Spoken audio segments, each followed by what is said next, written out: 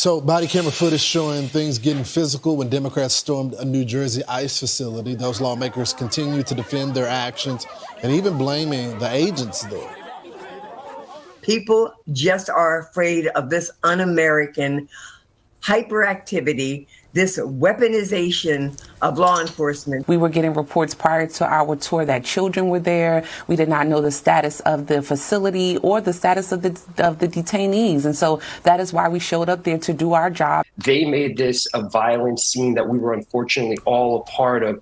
And it's something that should really shock all Americans. DHS Assistant Secretary Tricia McLaughlin joins us now. So, Tricia, I guess the big question is what happened that day?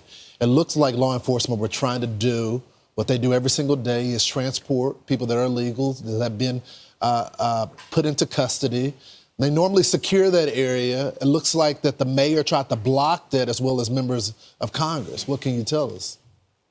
Yeah, Lawrence, these members of Congress and protesters, a mob of protesters, stormed this gate to try and enter the detention facility. The detention facility holds members of MS-13, child rapists, murderers, arsonists, drug traffickers, American killers. And for them to try and get these individuals out is just beyond the pale. We know that the mayor, we know these members of Congress want their 15 minutes of fame so desperately, but they're willing to do it at the peril of the safety of our brave law enforcement and even the detainees as well, Lawrence. Tricia, why didn't y'all charge them?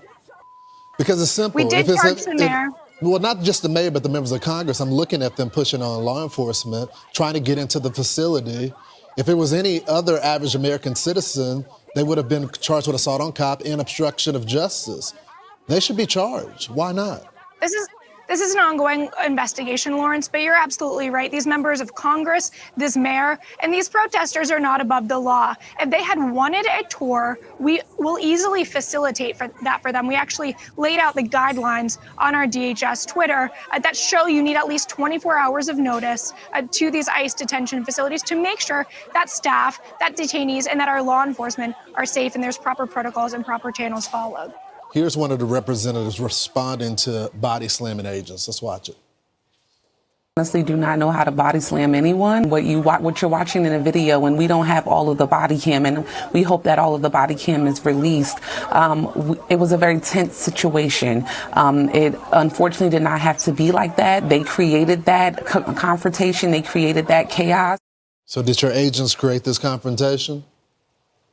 Absolutely not, Lawrence. They were just simply doing their job and trying to keep the facility safe. Body slamming, body ramming, striking an officer, pushing, shoving, whatever you want to call it. It sure looks like assault. People should watch that and decide for themselves. There is no place for that, especially members of Congress. It is so beneath them to be treating law enforcement like this, our brave law enforcement.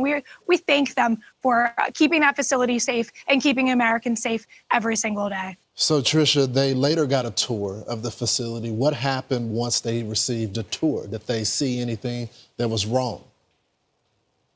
Well, Lawrence, you'll probably remember that part of the reason that they were protesting apparently is because they were saying we didn't have the right permitting, we didn't have the right inspection, which is absolutely false. We had all the right permitting, all the right fire code inspection, electrical inspection, safety inspection. But in a press conference afterward, just showcasing that they want their 15 minutes of fame, they actually said that the conditions in the facility were quite good and up to snuff. So it's pathetic, and we won't stand for this in this administration. We're not playing games with the safety of our law enforcement. When can we expect, real quickly, because I got to run, when can we expect to hear from law enforcement on if charges are going to be pressed? I just think it's a dangerous precedent to set. When should we hear from law enforcement on that, real quick? I'm going to leave that to the Department of Justice, but this is an ongoing investigation and everything's on the table, Lawrence. Roger that. Thank you so much for joining the program. Thank you. I'm Steve Doocy. I'm Brian Kilmeade. And I'm Ainsley Earhart. And click here to subscribe to the Fox News YouTube page to catch our hottest interviews and most compelling analysis.